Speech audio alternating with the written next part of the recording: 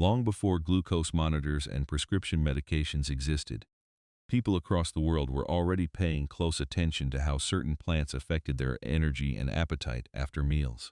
They noticed patterns, passed down recipes, and built entire traditions around specific leaves, seeds, and roots. Stick around, because number 4 on this list is a vine so aggressive it swallowed entire hillsides across the American South, yet its root tells a completely different story in Chinese medicine. And number 15 is a houseplant, literally named after exactly what it's known for. Let's go through them one by one. Number 1, Gymnema sylvestre, the sugar destroyer. In the forests of India, this climbing vine earned a nickname that translates roughly to destroyer of sugar, because chewing its leaves temporarily blocks the ability to taste sweetness at all. Traditional Ayurvedic practitioners have used gymnema for centuries, brewed as a tea or taken as a leaf extract, believed to support the body's natural response to sugar intake after meals. Number 2, banaba leaf, the Philippine folk remedy. Villages across the Philippines have steeped these leaves into a mild tea for generations, a tradition passed down long before laboratories ever examined the plant's compounds. Traditional use centered on supporting healthy blood sugar levels, and the tea carries a pleasant, slightly earthy flavor that made it an easy daily habit for families. Number 3, barberry, the tart red berry once sold by traveling apothecaries. Persian and European herbalists have dried this tart, ruby red fruit for centuries, often sold by traveling apothecaries as both a cooking spice and a medicinal ingredient. Its natural compound, berberine, found concentrated in the root and bark, has made it one of the most specifically studied traditional plants for metabolic support in the entire herbal world. Number 4, kudzu root, the vine that swallowed the American South. This is the plant I promised at the start. Kudzu was originally imported to America as a decorative vine before it famously overtook entire hillsides across the southeast. But in China, the same plant's root has a completely different 4,000-year story. Traditional Chinese medicine has used kudzu root for generations, ground into a starchy powder and brewed as a tonic to support healthy blood sugar and digestion. Number 5, ivy gourd, the vegetable most Americans have never heard of. A small green vegetable common across Indian households, it has its own long traditional history of supporting healthy blood sugar levels, cooked into everyday curries and stir-fries for generations. It's one of the clearest examples of a plant treated as an ordinary vegetable in one country and a genuine folk remedy in another. Number 6, salacia, the root wrapped in old temple stories.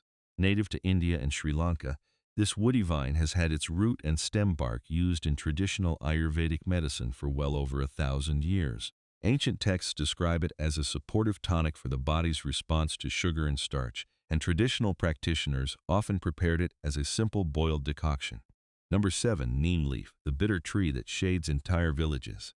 Neem trees have provided shade, medicine, and tradition to Indian villages for thousands of years, so central to daily life that many households simply call it the village pharmacy.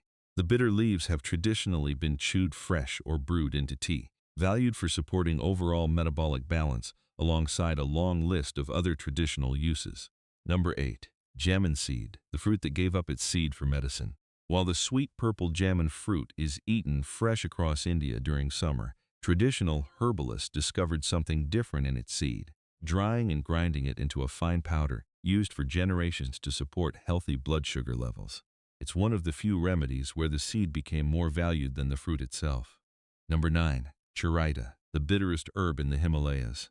Growing wild in the high altitudes of Nepal and northern India, this plant has earned a reputation as one of the most intensely bitter in traditional Ayurvedic medicine. Despite, or perhaps because of, that bitterness, healers have brewed it for centuries as a supportive tonic for digestion and metabolic health. Number 10, cumin seeds, the kitchen spice with a quiet second job. Cumin has flavored curries, breads, and stews across the Middle East, India, and North Africa for thousands of years, but traditional Ayurvedic and Unani medicine also valued the toasted seeds separately, ground and mixed with water as a folk remedy for digestion and blood sugar balance. Number 11, okra, the pod fried in the American South and boiled in Africa. Okra traveled from West Africa to the American South centuries ago, carried across the Atlantic into entirely new culinary traditions on both sides of the ocean. Beyond stews and frying pans, traditional folk medicine in several cultures has valued okra water, made by soaking sliced pods overnight, as a simple home remedy for supporting blood sugar balance. Number 12. Garcinia cambogia, the sour fruit of South Indian kitchens. Long before it appeared on weight loss product labels, this small pumpkin-shaped fruit was dried and used across Kerala and Sri Lanka as a souring agent in fish curries.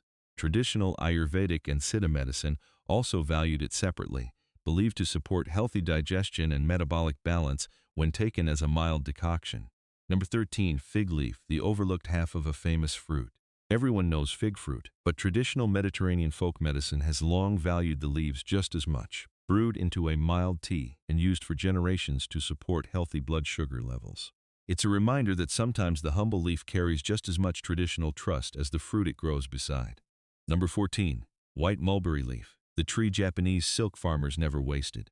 Japanese silkworm farmers grew these trees specifically to feed their silkworms, but traditional Japanese and Chinese herbal medicine also dried the very same leaves into a mild, slightly sweet tea, valued for generations as a supportive tonic for healthy blood sugar balance. Number 15. Insulin plant, the houseplant named for exactly what it's known for. This is the plant I promised at the beginning. Native to Brazil and now grown as a houseplant across parts of India, it earned its common nickname directly from traditional folk use, where a single fresh leaf chewed daily was believed to support the body's natural sugar regulation. Number 16. Cardamom, the green pod of ancient spice roots. This spice traveled along ancient trade routes from India to the Middle East and Europe, prized as one of the most expensive in the ancient world, second only to saffron and vanilla in value. Traditional Ayurvedic medicine has used it for centuries to support healthy digestion and metabolic balance. Number 17. Cluster beans, the vegetable behind an unexpected food industry ingredient. Also called gar, these beans have grown across dry regions of India and Pakistan for generations, cooked into everyday vegetable dishes, long before anyone realized the plant's gum could thicken ice cream and sauces worldwide. Traditional use centered on supporting healthy digestion and blood sugar balance. Number 18. Vijay, the wooden tumbler of old Ayurvedic households. Traditional Indian households once carved wooden tumblers from this tree's bark, filling them with water overnight so it would absorb the wood's natural compounds by morning. This centuries-old practice was specifically valued as a daily ritual to support healthy blood sugar balance, still followed in some households today. Number 19. Long pepper, the spice that once outranked black pepper. This spice was actually more valuable than black pepper across ancient Roman and medieval European trade routes, until black pepper eventually became easier to cultivate at scale. Traditional Ayurvedic medicine values it, known as pipapali, as a supportive tonic for digestion and overall metabolic health. Number 20. Shilajit, the mineral resin that seeps from mountain rock. And here it is, the substance that closes out this list. A thick, tar-like resin that slowly seeps from rock crevices high in the Himalayas during the summer heat, formed over centuries from the gradual breakdown of plant matter trapped within the mountain. Traditional Ayurvedic medicine has treasured it for centuries as a broad supportive tonic for vitality and metabolic balance, considered one of the most prized substances in the entire traditional pharmacy. So maybe balance was never something to chase with a pill alone. Maybe it was already growing on mountainsides and windowsills, waiting patiently in old traditions for someone to look again.